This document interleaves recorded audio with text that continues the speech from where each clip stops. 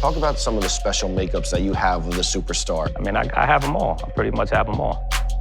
We kept it fly. We used to wear the shell toes with the sweatpants and the button-down shirts. I mean, we was doing that in the 80s, button-down shirts, sweats, and shell toes. Brooklyn might try to take claim to that, but I won't let them. Not letting it happen? No.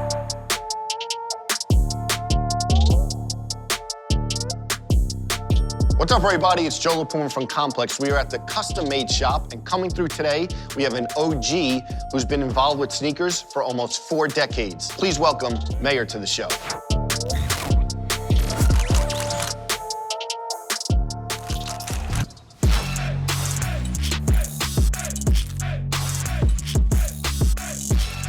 My man. What's good, Playboy? Great to see you. What's going on?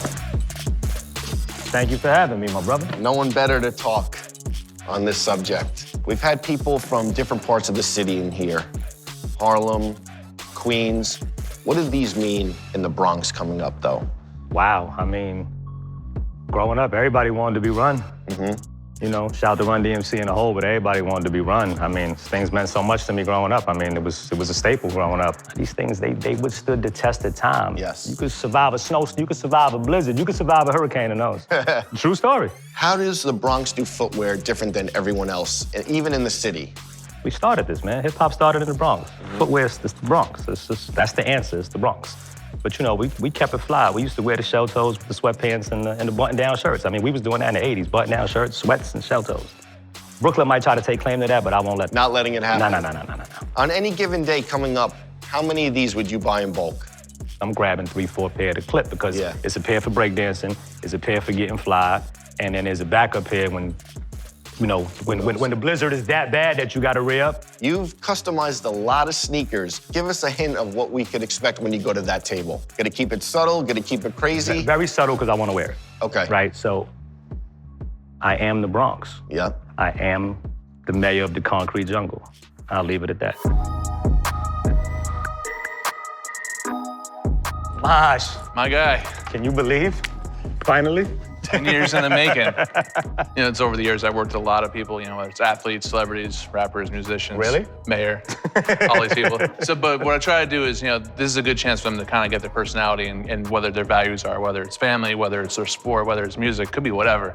I'm glad you touched on family. So obviously family means a lot. So, you know, growing up, I grew up, you know, with my mother and my grandparents raised me as well. So I want to incorporate like where I grew up because, you know, with my family, grew up in a very rough place in the Bronx. The projects that I grew up in, like maybe like, you know, the bricks of, right, you know, the brick and mortar of where I grew up at, both places. So, you know, I just can't spread the love one way, I gotta spread it evenly, so. No, I get that. So I wanna do something like that. You know, obviously I'm the mayor of the concrete jungle, so it's definitely got a little bit of concrete in there. And then we got the flashy side of mayor. You know, I got on white gold now, but I'm more of a rose gold, yellow gold kind of guy. Right. So I wanna incorporate some of that in there. I think using the rose gold and the yellow gold is just gonna translate better on the shoe. So I think doing that maybe as a fade, as like a main color, that'd be like the main base. So you wanna make the main the jury ass. You wanna make the main the flashy part of mayor. Exactly, and then what you do is you peel the layers back on the inside and then we can do the family stuff. So like maybe we have like... You're about to make me cry, man, don't do that. You know what I'm saying? You're like an onion. So since you are the mayor of the concrete jungle, we have to incorporate concrete somehow, so maybe we'll use the 3 stripes. You know, the concrete definitely gotta be in there. You know me for 100 years. We gotta figure out a way to put a gum bottom on this. Yeah, and no gum, not the midsole. Just the subtle on the bottom. Yeah. And I think we just gotta throw a big fat mayor tag right on the front too, just so everyone remembers. Mayor logo gotta hit somewhere. I'll leave that up to you. The thing I love about you is that your collection, you know, what is it, $1.8 million of shoes? Yeah, pretty much. But you always say that as many rare items that you have, many rare pairs, you still are such a classic guy. Levi's and a shoe like this. Nah, it's you know, your GRs, your general releases, that's what makes your collection. That's what defines who you are. Buy what you like. Don't buy what everybody else thinks is hot, because that's whack. To me, that's just totally whack. I've been saying that forever. So. Yeah. Talk about some of the special makeups that you have with the superstar. Oh man, I mean, I got the ones. I have the Bad Boy pair, I have the Rockefeller pair, I have the Jam Master Jay, rest in peace pair. I have the, you know, the ones they brought out with the rope on the, you know, the rope was like the Dubray. Yeah. I mean, I have them all. I pretty much have them all. One thing about you is you play in 2 different generations. You know, you Only 2? You were super relevant back then, and you were super relevant now. How do you convey to the newer generation of sneakerheads how important these are to the history? I'm all for it. It should always be in everybody's collection. Because again, they withstand the test of time, like I said before. They're impenetrable, you know what I'm saying? Right. They're the truth. So I believe everybody should always have them. If you're a nostalgic guy, you should be able to experience it, even though I'm not a fan of the nostalgic era. Right. But I want them to be able to have what we had and enjoy it the same way we enjoyed it. Definitely. And you alluded to it a little bit. You said you used to wear it with the laces on the side. Yeah. How many different types of iterations did you take on these? Fat laces or what? Nah, super fat laces. I used to iron the laces to make them fat. Forget about everything we did. We stretched out the laces. I used to do the checkerboard on them. Yeah, the checkerboard. That was it. But everybody used to win with no laces on and all that. Like, I mean, I wasn't doing that. That wasn't for me.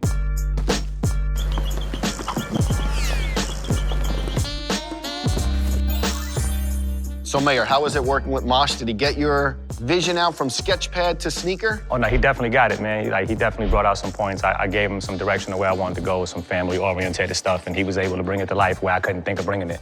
I never thought I would be here. I never thought I would do a Mache custom. I never thought it would happen. So the fact that it happened, I wanted to make something special out of it. And so that's why I incorporated the family and kept it as subtle as I can keep it so I could wear it, but with meaning to me. At this point, I don't care what anybody else thinks is meaning to me. Love that. And you just said you're gonna wear it, so it's not gonna be hidden. No, this is not a mantelpiece. This is getting worn.